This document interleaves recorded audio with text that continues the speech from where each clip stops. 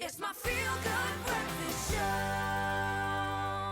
You're watching Espresso. We're live on SABC3. Good morning if you've just joined in. Now, earlier we cooked with hot and spicy foods, and it's one of my favorite foods. In comes the experts to tell us more about hot and spicy foods, especially because it might help us in other ways that we can imagine. Sometimes it says that, while it releases endorphins, it makes you feel good and feel better, and sometimes it can even help for inflammation. Andrea, welcome to the show, our vital expert. Listen, I know that you're building healthier homes. So, build my healthy appetites. I love spicy foods.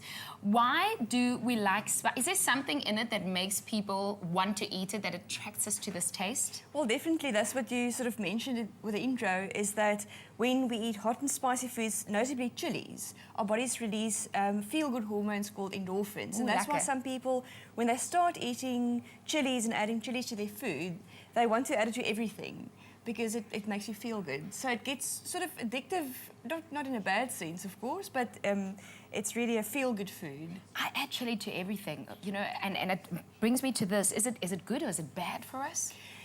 It's a choice issue, because if you look at hot and spicy food, some people prefer not to eat them because it's an unpleasant experience for them to get that burning sensation in their mouth. Mm-hmm.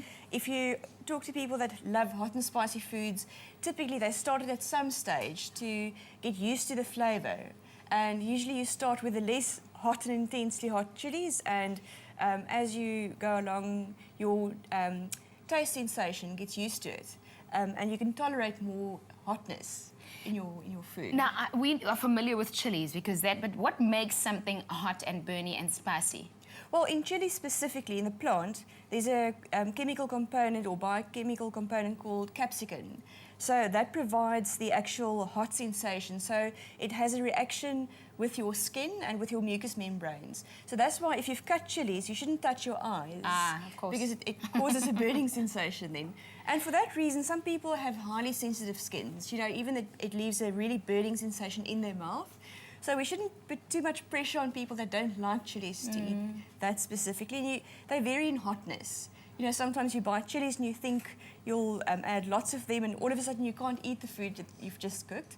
So it's always good to test out first. And if you've got that burning sensation in your mouth, with trial and error, the two things I've discovered that helps most to eliminate that, or try and soothe that, not eliminate, is milk and yogurt. Ah, milk and yogurt. And that's a plain yogurt that you can have next to you when your mom-in-law has made a very, very strong curry. Dangers of spicy food. Because, I mean, you just talked about touching your face when you've had a chili and it burning. Are there any dangers to spicy foods? Well, specifically people with highly sensitive skins, if they don't like chilies, it's probably not the best thing for them to eat. But if they can tolerate it by gradually introducing the milder chilies and then building up to the hotter chilies, that's fine.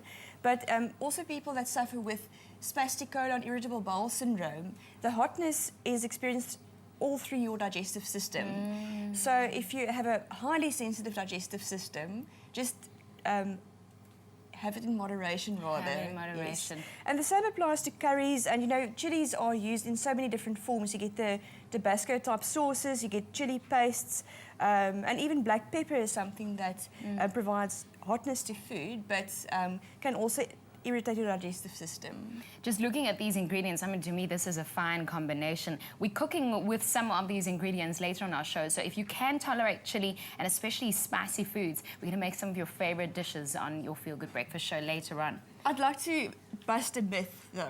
Right. They say that one peppercorn like this takes 7 years to digest.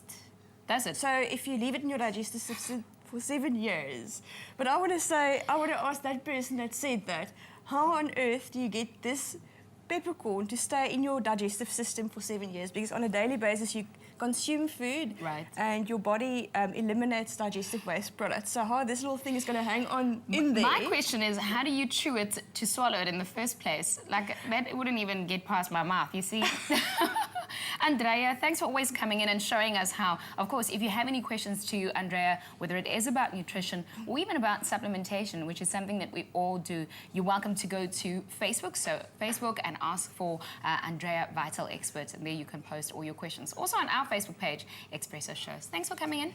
You're welcome. And have chilies this winter because it's good for the immune system. I'm going to have lots of chilies, okay? We're definitely cooking with chilies later on in our kitchen as well. Now, something else that is on fire, I love technology, and there's no better person to explain this than our own tech guru. Over to you, Grant.